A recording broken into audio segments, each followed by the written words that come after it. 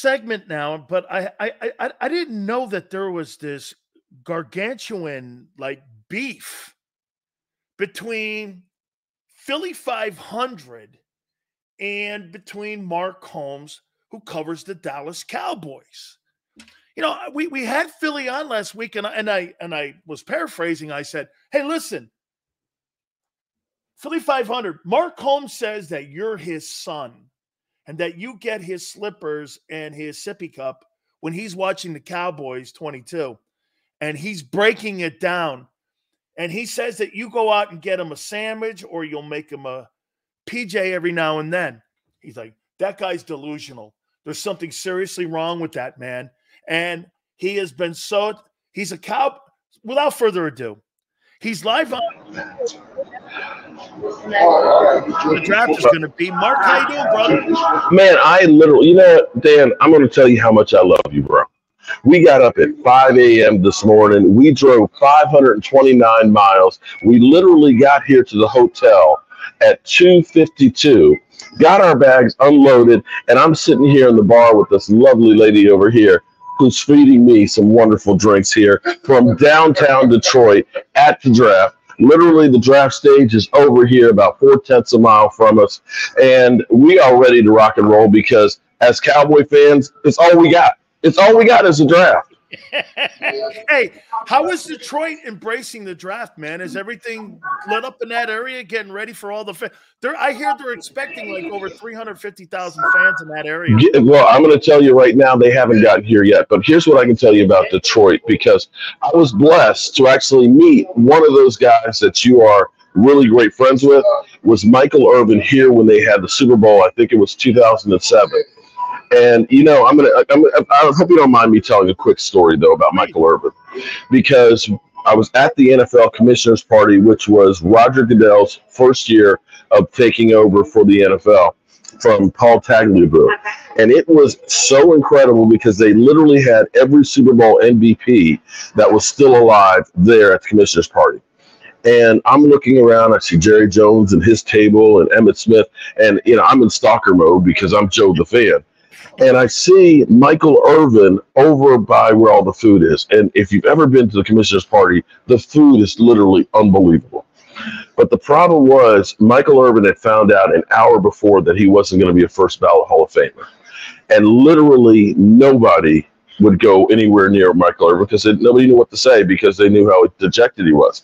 Well, me being a diehard Dallas Cowboy fan, thinking, I don't know if I'll ever get the chance to meet Michael Irvin again, I went over and started talking to him and talked to him for about 10 minutes and stuff and had the greatest conversation with him. I knew how down he was and everything else, but that was the beginning. And the funny thing was, years later, I took the picture that I took with him at that event, and I got him to autograph it at an autograph signing show. And he looked at the suit and he said, "I can't believe I wore that damn suit." so that was actually really great. Detroit, it's cool for me because I haven't been back in about 6 years or so, seeing it change. They are excited. They are ready for the draft, and I'm ready for it because, like I said, as a Cowboy fan, there's nothing else for us. Let me give you one of the greatest Michael Irvin stories of all time. We were both 19 years old at the University of Miami. You remember Tone Loke? And you yes, remember of course. the guys that wore the Let's do the wild bag. Okay. And they would wear all like the clocks and the timers and all that around the neck. The rappers would do this. Michael Irvin used to do this too. He had a timer around his neck all the time. But he wasn't doing it for fashion. He had a time on it of 4:45. And I remember him going forward a mile and running backwards a mile. And he came up when he was 19 years old, and he goes like this, Mark. You see that number 4:45? If I get that number, I'm a Hall of Famer. Wow. He was 19 years old when he said that. So that guy's been driven to be the very best that he ever wanted to be. And it was starting when he was 19 years old. So, and that was at the University of Miami campus. All right, man. Hey, is it my impression, Mark? Some of the news coming out of Dallas that Dak. Oh, my God. Hold on, let me grab a drink first. Forget the straw.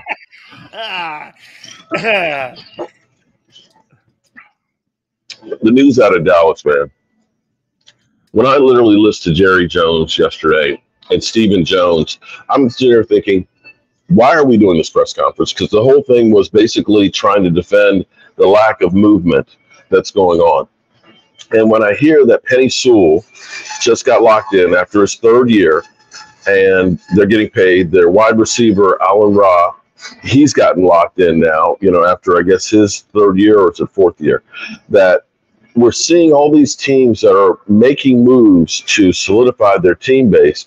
And for whatever reason, the Cowboys are just sitting on their ass doing absolutely nothing. And they're trying to sell it to you that, you can't make these moves while we are literally watching in real time all of these moves being done around us. It literally gave me the feeling that as long as the Jones owned the Cowboys, I may never see them in the Super Bowl again. As long as they run the Cowboys. I think, get this, Mark, they're brilliant owners. They're just not brilliant. They're about making money. They're just not brilliant football people. I mean, dude, Dak Prescott, in my opinion, for him to win a Super Bowl, has to go somewhere else. For him to be able to win a Super Bowl. I don't think he wins one in Dallas. I don't know how anybody wins one in Dallas. I'll be honest with you. And hearing Mike McCarthy has set up getting a new agent. My question is that the Cowboys saying we want to negotiate a deal? Because I'm sitting here in my mind thinking, because a lot of people figure Mike McCarthy can't get another job. This is going to be his last go-round. But I actually look and say, with the dysfunction that he's had, with the team that's constantly deconstructing, the fact that you've gone 12-5, with what the Jones are doing 3 years in a row. And that's what I was saying to my buddy Game Time Brian. Shout out to him. He actually lives in the Eagle proper and is always there sticking a fork in you guys' back. I actually look and say Mike McCarthy's done a hell of a job with what he's been given. I hate the Eagles. I'll be 100% real. But for you guys to have extra draft picks where you can look and say, we can take a chance on moving up for a vertically challenged defensive back, that you have those kinds of options, that you literally have two wide receivers currently on the roster that are being paid $25 million, and one of them you could trade tomorrow and get somebody possibly to replace them. And I look and I hate you guys, but I have to give credit to Howie Roseman on how he manages the cap and deals with free agency. I still say he sucks at the draft. Yes. But the more picks that you have, because fear the Eagles. Do you fear the Eagles this year? I don't fear it because the one thing I can say is the Cowboys have built a team and understands how to win in their division. My honest thing is, if the Cowboys could play the Eagles in the playoffs, we'd actually be pretty good. Yeah, what isn't Dak 9-4 lifetime versus him? Yeah. 9-4. Now, guys like Twiz Digga in there, shout out to Twiz and things, they'll say, oh, well, we were resting our starters. Well, one of those wins that you guys got, we were resting our starters as well. And again, the draft and beating our division is all we have as Cowboy fans. And it really sucks. I'll be 100% real with it. And the thing is, for all those out there that say, well, the Cowboys will get rid of Dak and we'll just draft another quarterback, you're going to win probably enough games to make the playoffs, in which case you're not in a position to get one of those quarterbacks that everybody keeps thinking about. Interesting. They always bring up Dak's playoff record against every time you talk to Eagle fan. But if you bring up his lifetime record versus the Eagles, it doesn't matter. He owns them. They'll say that those don't count. It doesn't count when he plays in the playoffs. And it's kind of like you realize that Jalen Hurts is only 2-3. Yeah. Right? Yeah. You look at Lamar Jackson is only 2-4, and he's been a two-time MVP. You look at a guy like Justin Herbert who had a 27-point lead, and they lost after getting 4 takeaways from the Jaguars. So this pedestal that, unfortunately, the monster that Jerry Jones has created, you're measured differently than anybody else. If Dak was on any other team having 36 TDs and 9 interceptions, they would be praising him to high heaven. So when you look at how they're What does all in mean? What is this definition? It looks like the yardsticks, Mark, are just consistently getting moved here when we're doing this. I mean, what does all in mean? Jerry Jones, if you actually listen to it, and I had a hard time, I couldn't even watch the whole press conference. He basically said, when we were talking about all in at the Senior Bowl, I didn't know the dynamics of the salary cap or where we were and stuff, so that changes. And then he's sitting there talking about, we're all in with these young guys. We're all in with the draft. And it's like, what the? It's like, I don't know if I'm allowed to cuss on here, but in words of what my son, Philly 500, says, they shit on you. Don't you get it? Don't you hear me? They have shit on you. Jerry Jones is P.T. Barnum. There's a sucker born every minute.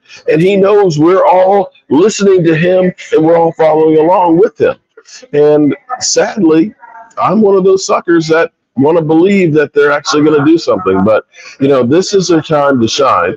And to some regard, I don't want to now defend the Cowboys after killing them. But the thing is they are good at bringing up homegrown talent. And if our injury player guys, if Diggs comes back healthy, the good thing is at least it was week number 3 when he got injured. If he's healthy, he's one of the best quarterbacks of football. If Deron Bland can take another step from being a pick magnet to being a better cover guy, if they decide, and I think Stephon Gilmore gets brought back, you've got an incredible secondary. If you look at some of the players that we have in a Sam Williams, comparing his numbers by he's done during his limited role, if they translate to being a half the time starter, you're going to get the production that you had of Dorrance Armstrong. Now you've got holes in the offensive line, but we've had bad offensive line play for the last 4 years, 5 years really, since Travis Frederick got injured. So Stephen Jones does have a point. We will get a boost from our own guys with their healthy and can return. But it's not enough to make that ultimate step. Let me throw this at you here. Is Dak a better quarterback now without Kellen Moore as the OC? Oh my God, hell yes. And this is actually the real hope. No, I want you to think about this. When you think about CeeDee Lamb having 1,700, Dak's better without Kellen. Now they have. Yes, without a doubt. Because here's the thing: it took about the first 5 games for the Cowboys to get in a rhythm in offense. Literally, there were 3 games when A.J. Brown was getting like 125 yards a game and everybody was talking about the tear he was on. There were literally 3 games where CeeDee Lamb had a maximum of 53 yards early part of the season. And the offense, everybody was like, this defense is the whole team. That offense, after the bye week, kicked in. If that offense can hit the ground running, and they do actually get a running back, I don't know where it's going to come, if we're going to draft one in the draft or not. If they can get a running game to go with that offense, and they start out now because they've been in that offense for a year, that offense, it's conceivable 40 TD passes for Dak Prescott. Because Mike McCarthy likes to throw the football. And the thing that he had when he won the Super Bowl was he had 3 good tight ends, and he had 4 deep wide receivers that he got to, guys like Greg Jennings, Donald Driver, and things. I mean, he had a lot of weapons. And I'm going to say, I've been talking this week, knowing the Cowboys, it won't surprise me if they go out and they draft a wide receiver if a really good one falls their way. Because if they can do that and spread the field a little bit more, that's going to help Dak, because you're going to have to worry about that RPOs. You think they can move up? I don't think they will, because we don't have the 4th round pick for getting Trey Lance. I don't see them necessarily doing that, because they do need a lot of bodies that are out there. But as my buddy over here, Chef David, was pointing out, there are still a lot of really good players that are out there that are free agents that you could use to fill in some holes. And if the Cowboys, if they're all in, is actually all in after the draft, and they start saying, okay, we're going to try and get another defensive tackle to go in there, we're going to get a veteran offensive lineman and so forth, and fill some of these places, and are able to get some decent starting caliber guys, the Cowboys are still a good team. They still have some players. And you can look at any team out there. Everybody has some areas that they need work on. There's no team that has got all pros at every position. Their defense, in my opinion, Mark, is just not good enough. I mean, they got trash cans over on that side of the football. Here, wait a minute. 30 D says Kellen Moore had the number 1 and number 2 offense in Dallas. 3,500 is right. Okay. Well, here's the thing. Okay, well, I tell you what. All right, we'll see. If you take what happened to Justin Herbert, with all of the Charger fans are like, oh, my God, Kellen Moore had garbage to work with Dak Prescott. Wait till he has Justin Herbert. Wait till he has all the weapons that we have. And he literally got run out of town, bro. He literally got run out of town, okay? You can think that he's a genius, okay? I'm going to say that I believe that Dak Prescott carried Kellen Moore. Take a look at what Jason Garrett – remember everybody was talking about how Jason Garrett, the Cowboys did him wrong. What happened with Jason Garrett when he went to New York? He got run out of town, right? Okay, all right.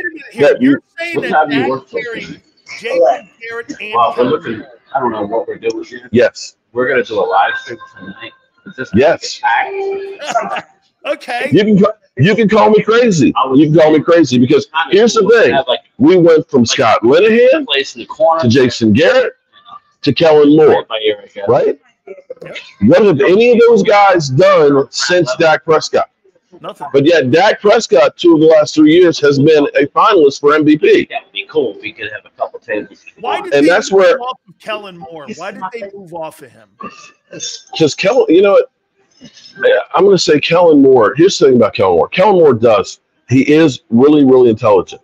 But see, there's some guys that rise to the occasion when the pressure is on. And when I look at Jason Garrett and Kellen Moore, it seemed like when we get to the playoffs, the things that we would normally do that worked well would just go out the window. You're sitting here, one of the best packages the Cowboys have had in the last few years has actually been 12 personnel. And now that you have, a Jake Ferguson who is stepping up and becoming that kind of guy, you can line up in 12 personnel. And when you had Tony Pollard, who's kind of a dynamic, more of a receiver than running back, you could end up looking like you're needing to put 8 men in the box, right? All of a sudden you shift Tony Pollard outside, you split Dalton Schultz out, or now Jake Ferguson. Now all of a sudden you're looking at 5 wideouts. If you are in 8 men in the box, and now I've got Brandon Cooks, CeeDee Lamb, I had Tony Pollard, I got Jake Ferguson, and Schoonmaker. Now I've got to try and cover all these guys. And Dak Prescott, you can trash him all you want to, is good at finding the guy that's open. And that's where you have matchup problems. Come playoff time, we forget about that moving the pocket, doing bootlegs, doing 12 personnel and things. And, of course, his trick plays, the only people his trick plays ever trick are the Cowboys.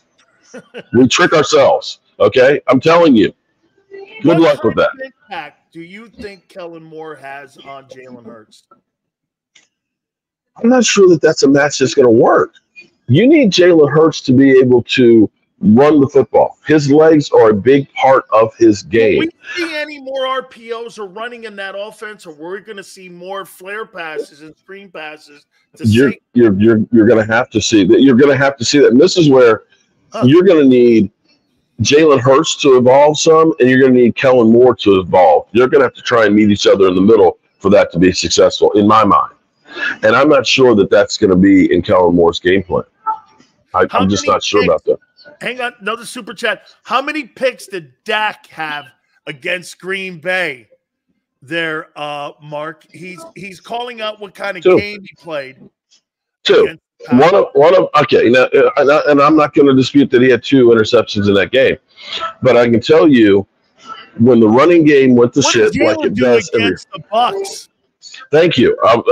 This is the thing that's funny to me is you would think that Eagle fans think that they won the Super Bowl last year and that they did such great things that the Cowboys didn't do. When I checked, this shit that we're hearing right now about how the Cowboys suck, they don't do anything free agency, this is every year. This isn't new. I challenge anybody out there to say, what big name free agents have the Cowboys brought in? What big move have the Cowboys done in the last 3 years? We've done none. The Eagles, on the other hand, everybody says Super Bowl favorite, Jalen Hurts, best quarterback in football, MVP candidate, right? You go out, you trade for A.J. Brown. We get rid of talent. We have literally guys on one leg, okay? So for us to somehow get second seed and the Eagles to go down to Tampa Bay and lose to Baker Mayfield, I'm sorry. You're in the same boat we are. You had one good year with Jalen Hurts so far. So take that, Eagle fans. How about this? I'm with you, man. Do you think they paid that guy too soon? Well, here's the thing. Here's the thing that you have to at least look at. Because when I look, I think his cap hit was $9 million last year. Yeah, and I think it's $13 million this year. Yeah. The thing that I wish my Cowboys would do, see, the thing they don't understand is you paying Devontae Smith now, getting him $25 million, which I'm not sure that's the right number for him. No, but here's the thing. For 3 years. Exactly, because his contract's not at the end of the road. So you're paying him now in today's dollars, but you're not actually paying the bill down the road. So when that $25 million comes in, what's going to happen is he's going to look at it and say, wait a minute, man, this dude's getting paid $45 million. I'm only getting 25. That's where it's intelligent. When you look at right now, the Lions paying Penny Sewell and Amon-Ra, right now, they're not flipping those bills for a couple of years. Those guys feel great because they're getting a big fat check now. But unfortunately, when you pay CeeDee Lamb and Dak Prescott on the last years of their deals, there's no room to hide it. You're paying today's dollars today, and you're dealing with the dead money that Dak Prescott has. And so that's where everybody wants to look and say, well, Dak Prescott is sucking up more money than everybody else. No, he's not. It's because the Joneses don't know how to maneuver with the cap. It's the bottom line. 2 last questions for you here, Mark. Okay. When you look at the 3 players, CeeDee Lamb, Dak, and Micah, in your opinion, who gets extended first? CeeDee. And right now, the Cowboys literally shit the bed because they've waited, and they continue to wait. I know that Justin Jefferson and CeeDee have the same agent, and they're basically trying to play games so that way they're both like right there. One will get $500,000 more. They need to get these. Right, exactly. Jamar Chase, Waddle's out there. This reason of waiting where Jerry Jones says, just because you don't see my eyebrows move or anything like that, and all that doesn't mean we're not thinking about it because I'm playing option quarterback here. Hey, wait, Mark. Mark, here's my favorite one. Hell, I'll take a paternity test before I trade Micah Parsons.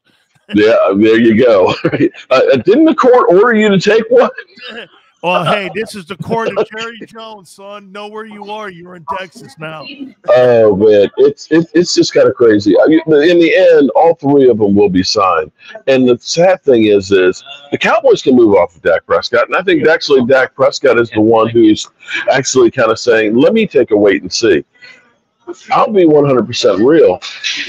When I heard what I heard yesterday, on the same day that is the 4th year anniversary of my brother committing suicide, I want you to understand that. Yesterday was 4 years ago that his brother committed suicide. You see an hour-long press conference of Jerry Jones that says that, we're going to keep Dak. We like Dak. We're going to pay Dak. But, we won't be able to put other people around him. Why do I want to stay? No, I mean, and that's not. Why do I want to stay? But Mark, that's not Dak's concern that you can't pay other people because you don't know how to manage your money the way the Eagles do. That's not his concern. And for him to throw that out there like that is kind of trying to make him a scapegoat for them not being able to retain all their pieces. Bro, that is it exactly. And that's the thing. That's the reason why they want to bring Dak back, is because it gives them cover, because when it doesn't work out, well, we had to pay Dak. We wanted to build a championship team, but, Dak Prescott, he had to be the highest paid out there. That is their reset. But they had 4 years of not paying him, and they did nothing then. So it just is what it is being a Cowboy fan. How about this? Final question for you. Where do you think they go in the draft at number 24? What do you think they do there? It's gonna be interesting to see how the draft all falls. I think they really do want to get a starting center, and Powers, I believe, will be the guy that is there because they want to. The thing that the Cowboys always like to do with that first-round pick. Huh? Don't forget about Zach Frazier. Well, Zach Frazier, yeah. Zach Frazier's another one. Between the two of those guys, Zach Frazier and Powers, you look at that and say that's a guy I can plug in right now. But don't be surprised, in my mind, if the Cowboys take a receiver because, that's a guy that helps sell some jerseys. That'll be a guy that can help spread the field. And they'll look at it and say, we believe in Brock Hoffman. He's a guy who's already been here. We can plug him in. You're shaking your head, Game Time. What? Like, nobody really knows. I can put my crazy conspiracy theory out here. Freaking mailman. How about if Brock Bowers is sitting around somewhere? Do you think they'd go get him? That would be tempting. That's a possibility, but I don't think they're going to move up, though. I just don't think they're going to do it. I think it's interesting to see. Could they take an OT? They can, but the thing is, you're going to have a runner offensive tackles, and that goes against their philosophy. You're going to be 3, 4, maybe 5 deep, depending on how many quarterbacks they're taking. And so getting a guy that you feel like is ready to start tomorrow, like Tyler Smith, I'm not sure that that's going to be the case. And I think they'll look at it and say that one of the centers would be the one to be able to do that. I'm going to do two last things for you here, or I'm going to ask you. Over under. 2 last things. Over under. Dak Prescott throws for 4,000 yards. Over. Okay. Easily over. Over under. Jalen Hurts throws for $4,000. Under. Over under. Dak Prescott throws for over 30 TDs. Over.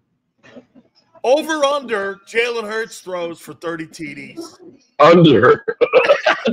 Come on, man. Seriously? Hold on. Wait a minute. Over under, interceptions, Dak Prescott, 12. Under. I'm going to say, because, see, people don't want to give credit to Mike McCarthy. Mike McCarthy is a good offensive mind. He's not great. Okay, he is not necessarily great with clock management and stuff. He is kind of more laid back and, and so forth. I wish he were more assertive with Jerry Jones, but he is not a bad offensive coordinator. And I don't know that Aaron Rodgers has the development that he's had without having Mike McCarthy as much as he hated him. Jalen Hurts over under 15 interceptions. He had 15 last year. I'm gonna say under. I think he'll be better. You think he'll be around that number, though? I think he'll be around that number. So in the last 2 years, you're saying he could potentially have 30 INTs? Yeah.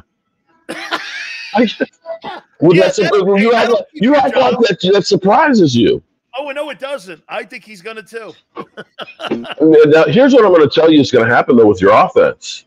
Your run after catches, will come down. He does so many curls and comeback routes and things. And see, that's one of those things that I hate because I want my guy going downfield so he can make a play and get those yards at the catch. There are so many times you look and you see everybody doing a freaking curl route with Kellen Moore. You're like, what the hell are you doing? And that's the kind of stuff that'll drive you crazy because, one game you'll see him call plays and you're like, oh my God, this guy's incredible. And the next game, it's like, what the fuck are you doing? What are you doing? Oh my God, this is great. All right, Mark, tell folks what you're doing tomorrow for the draft. Well, we will actually be, last year we found the perfect location. We were actually broadcasting live from inside the perimeter. By the way, but go ahead. Too late, motherfucker. Okay, but you know what, Prince? Here's the funny thing, bro. You're watching, though. We may be late, but you're watching, and we appreciate that. And on top of it, you're spending money. We appreciate that even more. So what does that make you, man? What does that make you? Now, I'm actually, before we get out of here, I got a lot of flack because, see, I'm kind of doing a little bit of a rope-a-dope. I'm trying to feel this thing out because I really enjoy actually having conversations with you. And I would love to come out, hang out with you sometime, smoke a couple cigars, have a few drinks, and shoot the shit. But I'm kind of laying back and just kind of biding my time and doing that rope-a-dope and stuff. But you were talking about Dak Prescott, Micah Parsons, if they pay those guys, that they'll never, ever win a Super Bowl. Never. And if we're currently constructed at the way we are, you're probably right. But I still think that the Dallas Cowboys, with as much shit, and you can kind of see Jerry Jones right now is getting a little testy. When James Slater went back at him and said, "Why are you waiting on these things?" that they're beginning to look bad. And I feel like they need to do something to turn this thing around. That maybe, there's no point in signing anybody at this point before free agency. Before the draft. When the draft is over, don't be surprised if the Cowboys do start getting aggressive with some of these free agents that are out there to fill in the holes, because you still have some guys that are really good. You got an all-pro wide receiver, all-pro quarterback, all-pro defensive end. You've got a guy who was, MVP runner-up on defense, pick magnet, and you got another one that's coming back. You have some studs in some places.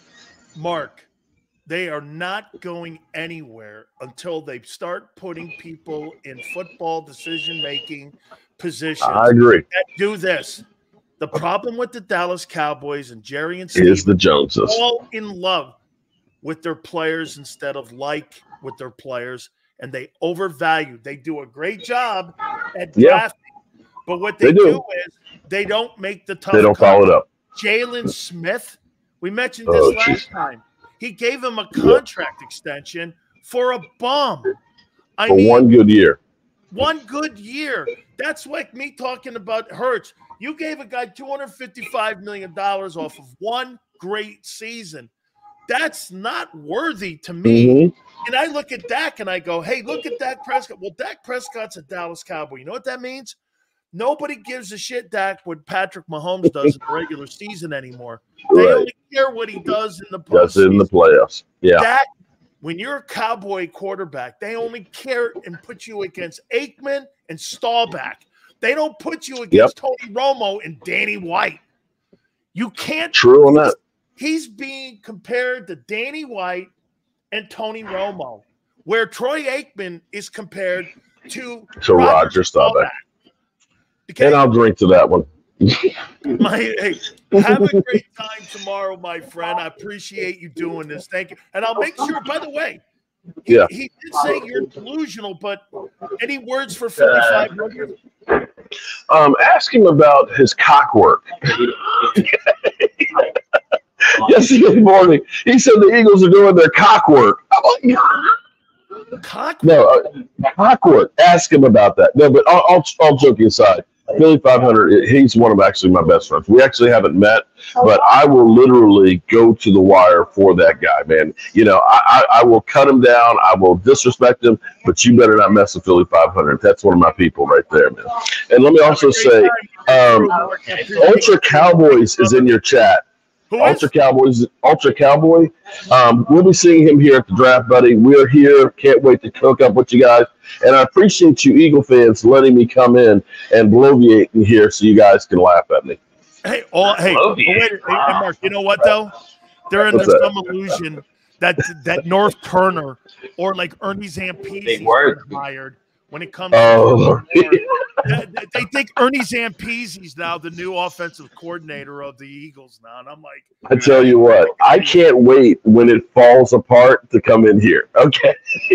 When they turn on Kellen Moore, I'm going to be sitting here with my shitty grin and say, I told you, mother helpers, as I sip on my lemonade. Absolutely. Brother, I appreciate it. Thank you. All right, man. Talk to you later.